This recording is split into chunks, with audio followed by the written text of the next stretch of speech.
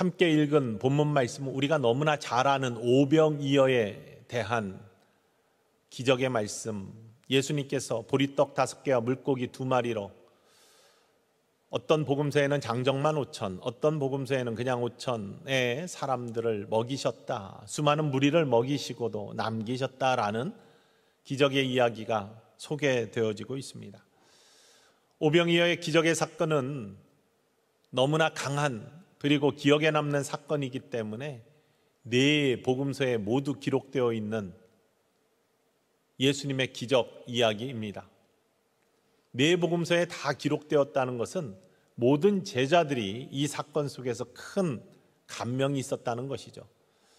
십자가 부활의 체험이 있은 후에 오순절 성령의 다락방 사건 속에 성령이 임한 모든 제자들은 그들이 성령 때문에 예수님이 그동안 하신 일들과 말씀들이 기억되고 또 그 기억으로 말미암아 예수님이 이렇게 하신 것이 바로 하나님의 아들 그리스도이심을 드러냈던 모습이구나라는 것을 다시 생각하게 되는 것입니다. 그것들을 모아서 책에 기록되어져 있는 것이 복음서의 말씀입니다. 예수님께서 하나님의 아들 되시고 그리스도 되심을 고백하는 신앙의 고백서, 바로 복음서에는 수많은 예수님이 행하신 이적과 사건들이 기록되어 있는데 모든 제자들이 다 기억하고 다 강하게 마음속에 남아있는 사건, 바로 오병이어의 기적의 사건입니다. 보리빵 5개와 물고기 2마리, 어린아이가 예수님께 드린 그 작은 것으로 수많은 사람들을 먹이시고도 남기신 그러한 축복의 사건. 어떻게 보면 이 오병이어의 기적의 사건은 작은 것을 투자해서 큰 것을 얻을 수 있다라는 경제 이야기로 들릴 수도 있고요. 아니면 작은 물질 그것 하나님 앞에 잘 드리면 하나님께서는 더 크게 돌아오게 하신다는 물질적 축복의 이야기로도 들릴 수가 있습니다. 하지만 이 이야기는 가만히 아니면 깊게 묵상을 하면 그런 겉의 모습보다도 깊은 믿음의 이야기라는 것을 발견할 수 있습니다. 믿음의 이야기. 하나님께서는 어떤 믿음을 갖고 있는 사람을 원하시며 그 믿음 속에서 하나님은 어떻게 일하시고 계신지를 우리에게 증거하고 있는 말씀입니다. 오늘 특별히 어린이 주일인데 오늘 오병이어 사건에는 여러 명의 등장인물들이 나타나고 있습니다. 예수님 주인공이시고요, 5,000명이 넘는 수많은 무리들이 자리에 있습니다. 그 중에서도 제자들 중에서는 빌립이 등장하고 있고 안드레가 등장하고 있습니다.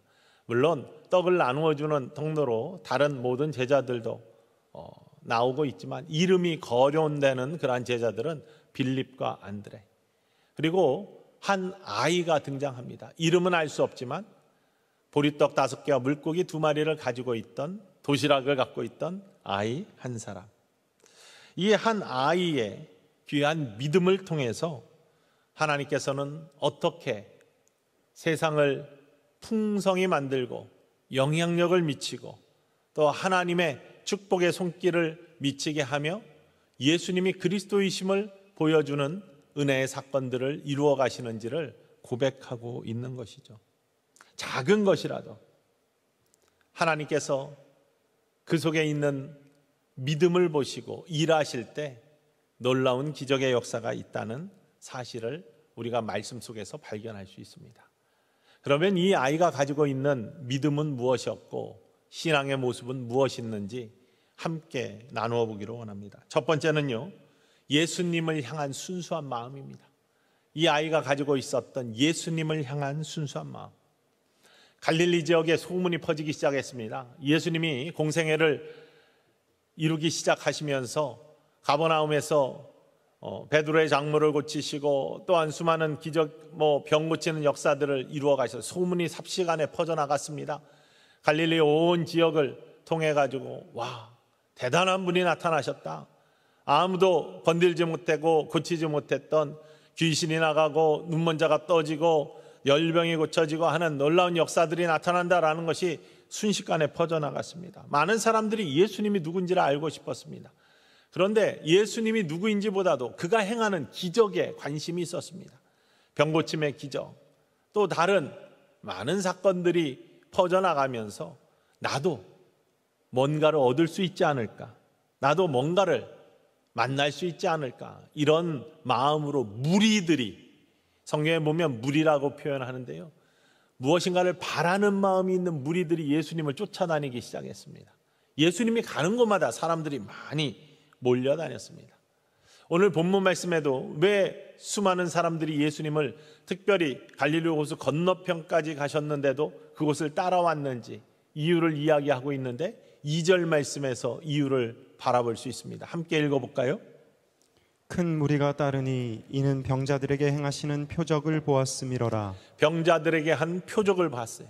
아, 병자가 고쳐지네, 저분에게 가면 나의 문제도 해결될 수 있겠네, 이러한 마음으로 예수님을 쫓아다니는 겁니다. 사실 갈릴리 지역에 살고 있던 그 당시의 사람들은 소망 없는 삶을 살고 있었습니다. 로마가 이스라엘 지배하고 있을 당시에 영세한 소작민들로서 갈릴리 주변의 사람들은 많은 로마의 세금을 빼앗기면서 굉장히 힘든 경제적인 삶을 살고 있었을 뿐만 아니라 언제 우리에게 약속하신 메시아가 오나라는 그러한 기대를 가지고 삶을 살기는 했지만 점점 그 삶의 형태가 정말로 힘들고 안타까웠기 때문에 소망을 잃어가는 그러한 와중에 있었습니다. 그때 예수님이 나타나셔서 병자를 고쳐주시고 새로운 소망의 말씀, 하나님 나라를 선포하시는 것을 바라보면서 많은 사람들이 예수님을 쫓게 되었죠. 그러면서 나에게도 뭔가 새로운 소망이 있을까? 아니면은 나에게도 뭔가 나의 문제가 해결되는 그러한 일들이 생길까라는 마음으로 예수님을 쫓았습니다. 그런데 이러한 마음, 한 아이가 이 소식을 듣고 예수님을 만나보고 싶고 말씀을 듣고 싶었는데, 이 아이는 무엇인가를 바라는 그런 마음이 병을 고치거나 아니면 문제를 해결하는 그런 마음과는 좀 다른, 예수님을 알고 싶어하는 순수한 마음이었다는 것을 성경 속에서 발견할 수 있습니다. 왜냐하면요, 이 아이는 문제가 있어서 어른들이 함께 갈 그런 문제, 건강의 문제를 갖고 있었던 아이가 아닙니다. 그냥 혼자도 예수님을 쫓아갈 수 있는, 그것도 부모의 허락을 받고, 왜냐하면 엄마가 도시락을 싸줬잖아요. 그리고 무슨 경제의 문제를 아주 심각하게 시달리는 친구도 아니었습니다. 왜냐하면 부모가 보리떡 5개와 물고기 2마리 정도 사줄 수 있는 그러한 여유가 있었던, 그러한, 다른 사람들은 그런 것도 만들 겨를도 없이 그냥 예수님 쫓아가고 또 여유도 없이 예수님을 따르고, 아니면 기대를 하면서 무엇인가를 내가 받아먹을 수 있을지, 무엇인가 나에게 필요한 것들이 채워질 수 있을지, 이런 기대를 가지고 따라갔지만 이 아이의 기대는 그러한 건강에 대한 물질적인 그러한 기대와는 달랐다는 사실입니다. 그저 예수님 그분이 알고 싶었던 거예요. 예수님을 만나면 그분의 하시는 말씀을 통해서 또 다른 소망이 있을 수 있지 않을까라는 기대, 이 아이에게 그런 기대가 있었습니다. 여러분들 생각하시기에 아이들은 그런 기대를 어떻게 아이가 가질 수 있을까? 특별히 어렸을 때부터 이스라엘 백성들은 메시아에 대한 소망을 언제나 가정에서 교육을 받았을 터인데, 이 메시아에 대한 소망과 함께 이런 기대를 아이가 어렸을 때부터 품을 수 있을까? 여러분, 그렇지 않습니다. 아이들의 신앙의 모습을 보면요, 예수님을 구주로 영접하는 시기가 어렸을 때 있었던 사람들이 참으로 많습니다. 우리가 오늘 저녁에 세례를 베푸는데 유아 세례가 있고 어린이 세례가 있습니다. 유아 세례는 5세 이하의 어린이들, 자기 스스로 믿음의 판단을 하지 못하는 아이들에게 하나님이 주 예수 내가 알기 전 날 먼저 사랑했네, 예수님의 선행 은총과 가족들과 그를 아는 사람들이 함께 양육에 동참하면서 언약 속에서 하나님의 은혜를 아이에게 이루게 함으로 말미암아 신앙의 성장을 돕겠다라는 약속과 함께 주는 세례가 유아 세례입니다. 그런데 어린이 세례는요, 이런 주변의 약속과 상관없이 개인의 예수님을 구주로 영접하는 신앙의 고백 가운데 주는 세례입니다. 어린아이들도 구원의 확신이 있고, 어린아이들도 예수님을 만나고, 어린아이들도 주님과 함께하는 체험이 있다는 사실을 부인하지 마십시오. 아이들의 심령이 더 순수하고 아이들의 심령이 더 깨끗하여서 하나님의 영이 임할 아름다운 여지가 있다는 사실입니다. 여러분의 자녀들이 그러한 어린아이가 되고 또한 후손들이 되기를 주님의 이름으로 축원을 드립니다. 여러분, 이 아이가 가졌던 순수한 예수님에 대한 마음, 이 마음이 오병이어의 기적을 일으키는 놀라운 은혜의 통로가 되었습니다. 더 중요한 것은 이 엄마의 모습입니다. 엄마는 등장하지는 않지만 아이가 스스로 보리떡 5개, 물고기 2마리를 쌌겠습니까? 특별히 물고기 2마리는 튀기거나 굽거나 해야 되는데 스스로 그런 걸 하지는 않았겠죠.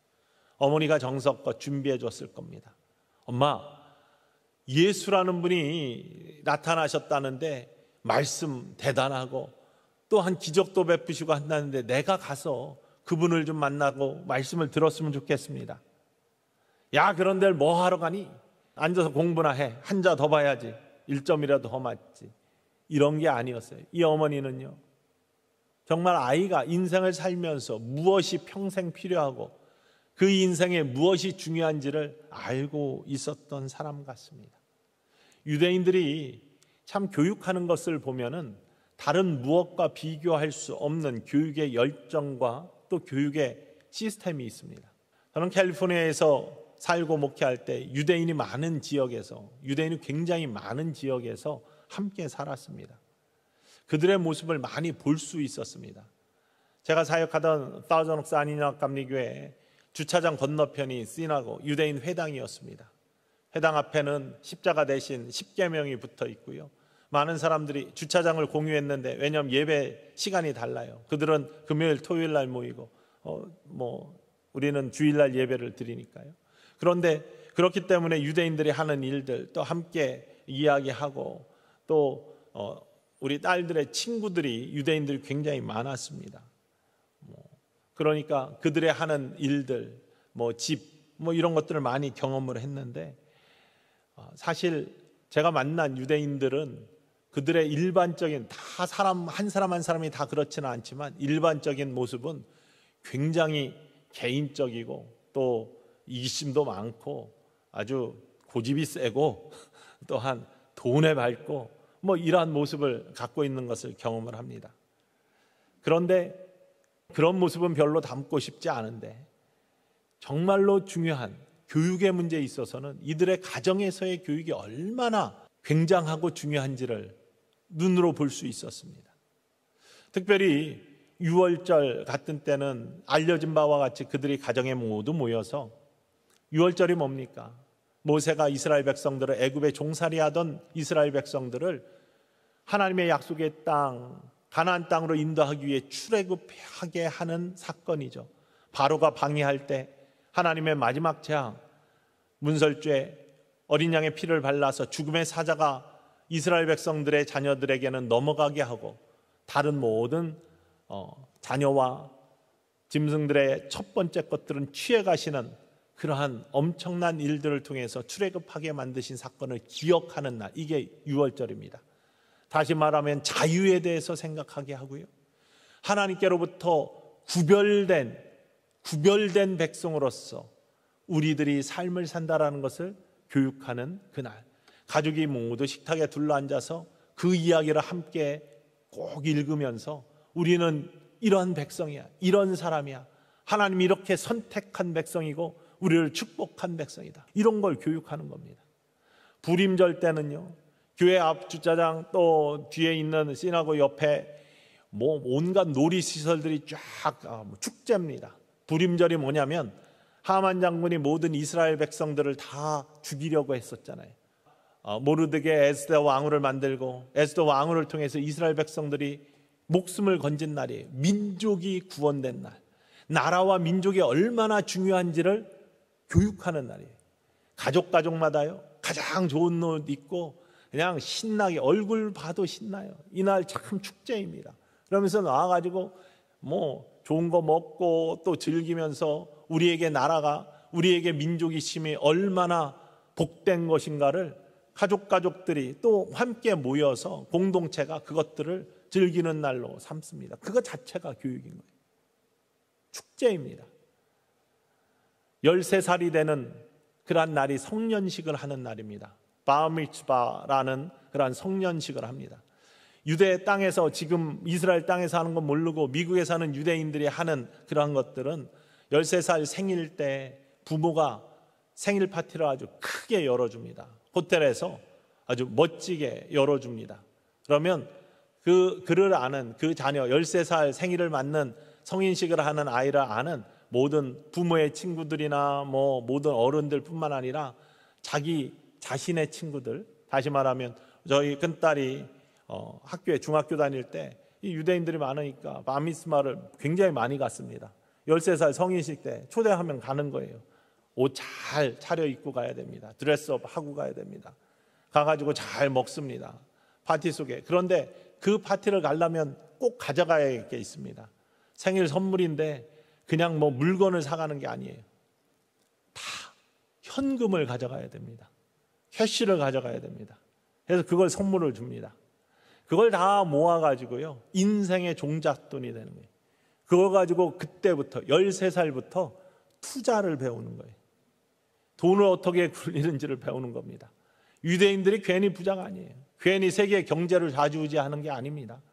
13살의 생일에 다 현금으로 돈을 받아서 인생을 어떻게 경제를 운영하고 나의 삶에 물질적인 축복을 이루어가는지에 대해서 가정에서 그때부터 투자를 배우고 펀드에 넣고 하는 것들을 배우기 시작하는 겁니다.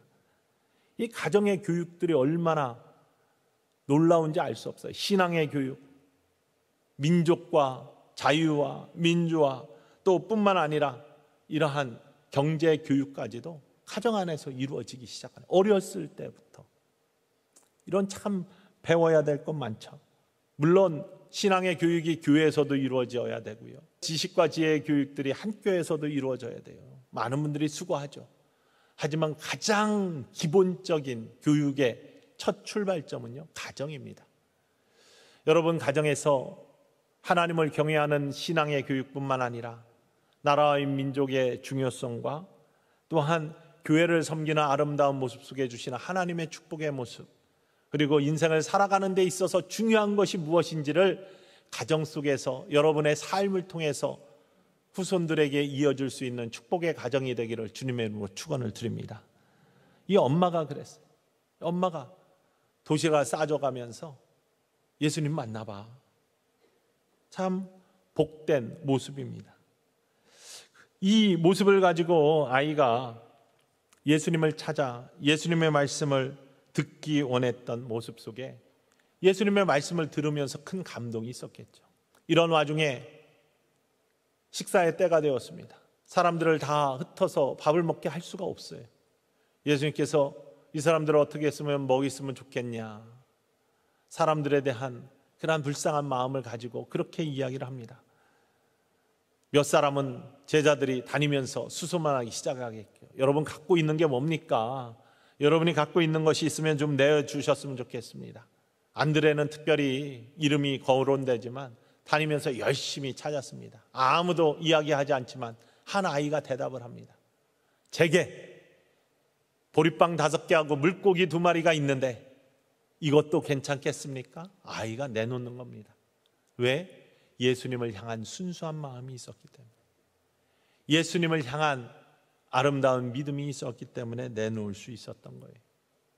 어린이가 내놓은 이 작은 것이 안드레의 손을 거쳐서 예수님께 가고 예수님의 손에 들려 축복의 기도로 하나님께 올려질 때 하나님께서는 그 귀한 믿음의 모습을 보시며 그것을 축복하셔서 다시금 예수님의 손에 들려 축복하시고 제자들에게 주어서 무리에게 나눠주게 하시고 제자들이 먹고도 12광주리에 남을 만큼, 처음에는 한 아이로부터 올라갔지만 12광주리에 다 남을 만큼의 풍성한 것으로 하나님이 채워주시는 은총을 베풀어 주셨다는 사실입니다. 어디에서부터 나왔다고요? 이 아이의 순수한 예수님을 향한 사랑의 마음, 믿음의 마음 속에서 이 놀라운 사건이 나왔다는 사실입니다. 여러분, 여러분의 삶이, 여러분의 가정의 모든 구성원들의 삶이 예수님을 향한 순수한 마음, 아름다운 순수한 믿음을 가지고 하나님이 주시는 이러한 넘쳐 흐르는 축복의 통로가 되시기를 주님의 이름으로 간절히 축원을 드립니다. 이 믿음은요, 두 번째로 계산하지 않는, 따지지 않는 믿음 속에서 나온 겁니다. 우리가 어른이 되면 나이가 들어갈수록 따지는 것이 많아집니다. 계산을 많이 하게 됩니다. 계산을 하고 따지다 보면 놓치는 것도 많고 순수함을 잃어가기 쉽습니다. 이 대표적인 모습이 빌립에게 있었습니다. 이것은 나쁜 것은 아니죠. 합리적이고 굉장히 타당한 것들을 좋아하는 모습입니다. 그런데 빌립의 이러한 모습이 때로는 하나님의 놀라운 기적의 사건과 하나님의 사역들을 방해할 때가 있다는 사실입니다. 7절 말씀에 보면 예수님께서 어떻게 하실 줄을 다 알면서도 빌립을 시험하고자 이 사람들을 어떻게 하면 먹일 수 있겠니? 라고 묻습니다. 그때 빌립이 대답합니다. 7절 말씀 읽어보겠습니다. 빌립이 대답하되 각 사람으로 조금씩 받게 할지라도 200데나리온의 떡이 부족하리이다. 얼마나 합리적이고 얼마나 계산을 잘했습니까? 조금씩 받더라도 200데나리온에 되는 그러한 떡의 양이 모자라게 생겼습니다. 예수님, 이거 어떻게 해결하죠? 합리적인 추론입니다. 그런데 이러한 합리적인 추론은요, 예수님이 행하시는 일들을 이루는 통로는 되지 못합니다. 좋아 보입니다. 합당해 보입니다. 타당해 보입니다. 그러나 하나님의 기적의 역사는 만들어낼 수 없는 답답한 막혀진 통로입니다. 그런데 그거 상관없이 따지지 않고 계산하지 않고 아무리 작은 거라도 그냥 내어드리는 믿음의 모습 속에 하나님께서는 역사하시기 시작합니다. 일하시기 시작합니다. 하나님의 손길을 이루시기 시작합니다. 때로는 우리의 삶에 있어서 아무 이유 없이 하나님의 말씀이기에, 하나님의 명령이기에, 하나님께서 원하시기에, 하나님이 기뻐하시기에 그냥 드립니다. 아무것도 아닌 것 같지만 그냥 내어드립니다. 하나님이 원하시니까, 하나님이 기뻐하시니까, 하나님의 말씀이니까 그냥 하나님이 마음대로 하십시오. 따지지 않고 계산하지 않고 드리는 믿음, 순종, 이것이 하나님이 자리하시는 곳이고 하나님이 역사하시는 곳이고 하나님이 일하시는 곳이고 하나님이 살아계심을 증거하는 축복의 통로가 됨을 기억하시기를 주님의 이름으로 축원을 드립니다. 구약 성경에 보면요, 사르밧 과부의 이야기가 열왕기상 17장에 나오고 있습니다. 엘리야가 이스라엘 가뭄을 선포하고 그리 시냇가에 숨어서 잠시 있다가 시냇물까지 마르자 하나님께서 사르밧이라는 동네로 가게 하십니다. 사르밧도 마찬가지로 굉장히 심한 기근 속에서 많은 사람들이 먹을 것 때문에 고통받고 있었습니다. 가지를 줍고 있던 여인 사르밧 과부를 엘리야가 만나가지고 이야기합니다. 내가 배고픈데 갖고 있는 게 뭐냐? 나를 위해서 작은 떡 하나를 만들어줬으면 좋겠다. 과부가 이야기하기를 내가 지금 나뭇가지 줍는데 이거 왜 짓는 줄 아십니까? 나에게 있는 것이 밀가루 조금 한 움큼하고 그거 떡 끓일 수 있는 기름 조금 하고 남아 있어서 내가 아들이 하나 있는데 이거 가지고 마지막 빵을 만들어서 나와 아들이 먹고 죽으려고 지금 이거 줍고 있습니다 라고 이야기해요. 그런데 그래도 나를 위해서 먼저 작은 빵 하나 만들고 그 다음에 니네가 먹어, 이렇게 이야기합니다. 어떻게 따지보면 상식적이지 않아요. 합당하지 않아요. 합리적이고 타당하지 않아요. 이 모습이 구약성경 열왕기상 17장에 나오는 사르밧 과부의 이야기입니다. 엘리야가 뭐라고 한지 아십니까? 17장 13절과 14절 말씀 함께 읽어봤으면 좋겠습니다. 읽습니다. 엘리야가 그에게 이르되 두려워하지 말고 가서 내 말대로 하려니와 먼저 그것으로 나를 위하여 작은 떡 한 개를 만들어 내게로 가져오고 그 후에 너와 내 아들을 위하여 만들라. 이스라엘의 하나님 여호와의 말씀이 나 여호와가 비를 지면에 내리는 날까지 그 통의 가루가 떨어지지 아니하고 그 병에 기름이 없어지지 아니하리라 하셨느니라. 하나님의 말씀이 뭐라고 하냐면 너 그거 가지고 먹고 죽지 말고 두려워하지 말고 작은 떡 하나 만들어서 나부터 주고 나머지 가지고 너희 먹어. 이렇게 하면은 하나님이 가뭄이 그칠 때까지 너의 가루와 기름이 그치지 아니하도록 하나님이 그렇게 허락하실 거야. 따지면은 이게 정신 나간 사람들의 이야기처럼 들리는 겁니다. 정신 나간 선지자 하나가 와가지고 먹고 죽기도 아까운 그것을, 아들 주기도 아까운 그것을 자기 먼저 달라고 하네. 그런데 마찬가지로 정신 나간 것 같은 이 과부도 그 말씀에 순종을 합니다. 왜? 순수한 믿음을 갖고 있었기 때문에. 따지지 않고 계산하지 않고 그것이 하나님 말씀이라고 하니까 그냥 믿고 따라가는 겁니다. 어떻게 됩니까? 말씀에 그대로 증언하고 있습니다. 가뭄이 그칠 때까지 그의 가루통과 기름병에 그치지 아니하고 사라지지 아니하는 끝까지 함께 하시는 하나님의 기적의 역사들이 나타났다라고 성경은 고백하고 있습니다. 이것이 믿음이 주는 축복의 역사입니다. 계산하지 않고 하나님의 말씀에 순종하는 사람들에게 주시는 하나님의 놀라운 역사입니다. 아무리 작은 것이라도 그곳에 하나님이 역사하시면 놀라운 일들이 벌어지게 되어 있습니다. 여러분의 삶이 이러한 축복의 삶이 되기를 주님의 이름으로 간절히 축원을 드립니다. 때로는 말씀이기에 하나님이 그렇게 우리에게 원하시기에 하나님의 기쁨을 그렇게 요구하시기에 따지지 않고 나의 갖고 있는 작은 것조차도 하나님께 드립니다 라고 할 수 있는 모습, 그것이 세 번째 이 아이의 모습이었습니다. 있는 그대로 드리는 모습. 사람들은요 작은 것들을 부끄러워합니다. 무엇인가 내가 다른 사람과 비교해가지고 부도 적게 갖고 있으면 많은 사람들에게 창피해하는 그런 모습을 갖고 있어요. 나의 재능이 다른 사람보다 조금 덜하면 굉장히 뒤로 감추고 싶고 보이기 싫어하는 그런 모습을 갖고 있습니다. 적으면 쓸모가 없다라고 그렇게 생각하는 사람들이 참으로 많습니다. 그런데 하나님의 눈에는 절대 그렇지 않다는 것이 성경의 고백입니다. 우리들은 스스로를 비교하면서 내게 크다, 내게 작다 이렇게 이야기하며 작은 자들은 감추고 꺼내기를 싫어해요. 자랑할 때도 큰 보석을 꼈으면 괜히 이렇게 앞으로 왔다 갔다 하면서 자랑하고 그러는데 이게 작으면 괜히 뒤로 감추고 보여주기 싫어하는 모습을 갖는다고 그럽니다. 그런데 하나님이 보시기에는 그게 큰 차이가 아니라는 겁니다. 때로는 작은 것들이 큰 걸 부끄럽게 하기도 하는, 물론 큰 것들을 통해서 하나님이 크게 역사하시기도 하지만 작은 것들을 통해서 큰 것들을 이기게 하시고 또 부끄럽게 하시는 역사도 하나님이 써나가신다는 사실이죠. 사도 바울이 그런 것들을 경험하며 이렇게 고백합니다.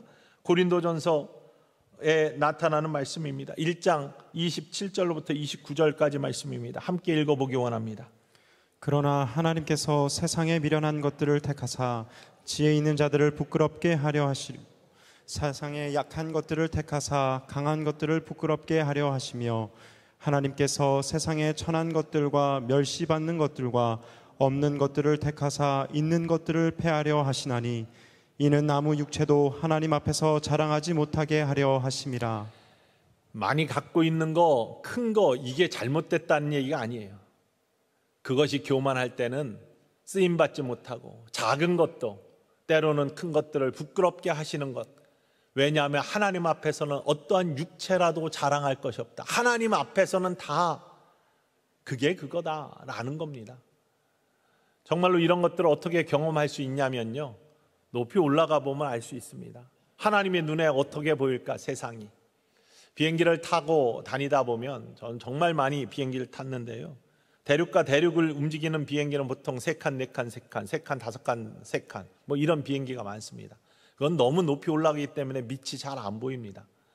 그런데 한 3시간에서 9시간 타고 가는 비행기들은 보통 3칸, 3칸짜리 좌석이 그런 비행기들이 많이 다닙니다. 그것 또한 12,000 이상 피트로 올라가기 때문에 구름 위에서 잘 안 보여요.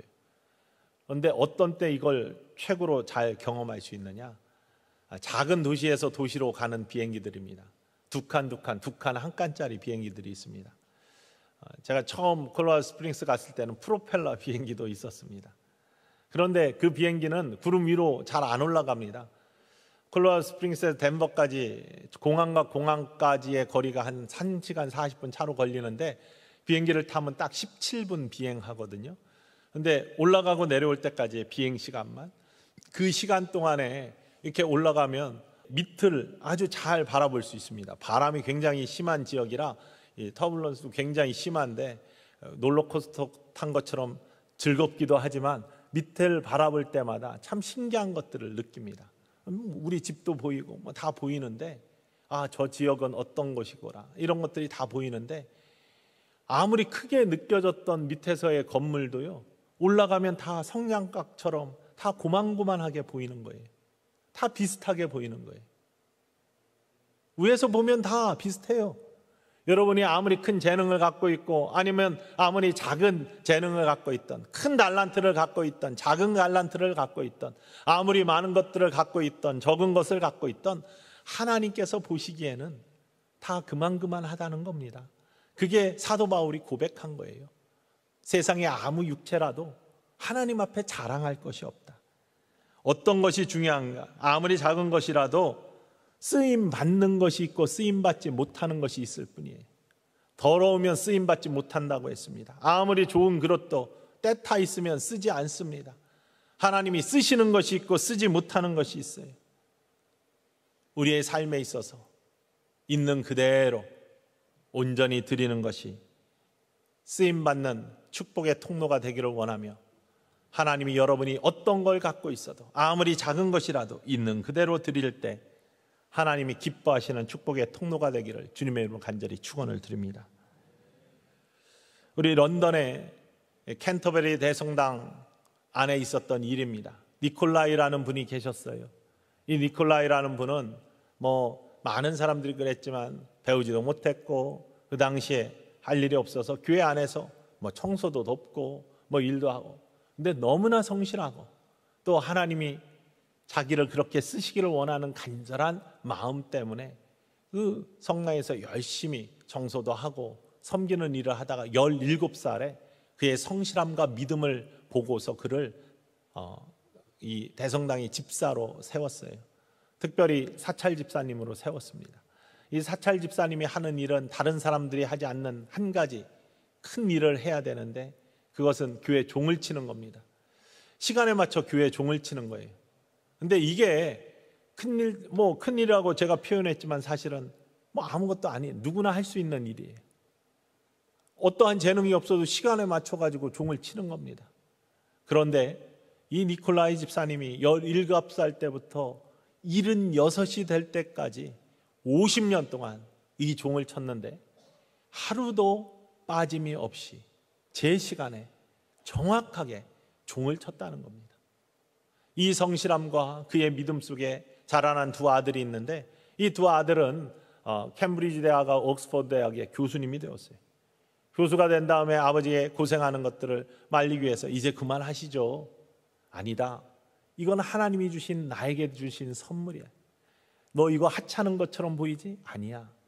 하나님에게는 하찮은 것이 없어. 나에게 주신 사명이고 축복이야. 그리고 종을 치다가 76세 어느 날 종탑 밑에서 소천하셨어요. 하나님이 부르시는 날까지, 그 순간까지도 종을 치는 그 모습, 이 종소리를 듣고 사람들이 자기의 시간을 맞출 정도로 성실함과 큰 믿음을 가졌던 인물이 니콜라입니다. 그가 무슨 큰 재산을 가졌습니까? 지식을 가졌습니까? 재능을 가졌습니까? 아니에요. 하나님께서 주신 그저 교회의 종을 치는 그 사명, 그 작은 것을 성실하게 하나님께 드렸던 그의 모습 속에 많은 사람들은 감동을 했어요. 아, 오늘도 니콜라이가 종을 치네. 이 시간에 나의 시간을 맞춰도 믿을 수 있는 그 사람. 니콜라이가 죽었을 때 주변에 수많은 사람들이 가게 문을 닫고 상점의 문을 닫고 집에서 나와서 그의 죽음을 애도했습니다. 그것이 왕실에까지 들어가서 엘리자베스 1세 여왕이 그에게 그 감동적인 이야기를 듣고 그에게 왕실의 묘역을 내주었습니다. 수많은 성직자들이 있었지만 왕실의 묘역에 묻힌 사람은 거의 없습니다. 그에게 왕실의 묘역을 내주고 귀족의 그러한 대우를 해주었어요. 많은 사람들이 그의 죽음을 애도하면서 그날을 쉬는 날로 삼았어요. 결국에는 런던의 기념일이 되었습니다. 그가 뭐 대단한 일을 해서 그렇게 되었습니까? 아니에요. 하나님이 맡겨주신 작은 일이었지만 그 작은 일을 끝까지 주님을 위해서 자기에게 맡겨준 일들을 한치의 그러한 망설임도 없이 주님께 작은 것 이거 주님 받으시면 기뻐하시겠지, 종치는 일에 최선을 다한 모습, 이 속에 감동이 있는 것이고 하나님의 역사가 임하는 놀라운 은총이 있다는 사실입니다. 많은 사람들은 내가 좋아하는 일을 하면서 살아야지 이렇게 생각을 합니다. 그런데 더 중요한 것은요, 하나님이 좋아하시는 일을 우리가 좋아하게 되는 것, 이게 더 행복한 일이고 축복의 삶이라는 것을 기억하시기를 원합니다. 큰 걸 가졌건 작은 걸 가졌건 하나님께서 원하시는 것은 너 큰 거 가졌으니, 넌 작은 거 가졌으니 이게 아니라 하나님이 원하시는 것은 하나님을 기쁘시게 하는 일에 그것이 쓰여지는 거예요. 일에는 큰 거 작은 것이 구별되지 않고요, 하나님을 기쁘시게 하는 일과 하나님을 부끄럽게 하는 일, 두 가지밖에 없습니다. 여러분의 삶은 하나님을 부끄럽게 하는 일이 아니라 하나님을 기쁘시게 하는 일에 쓰임받는 축복의 사람들이 되시기를 주님의 이름으로 축원을 드립니다. 이게 이 어린아이의 모습이었습니다.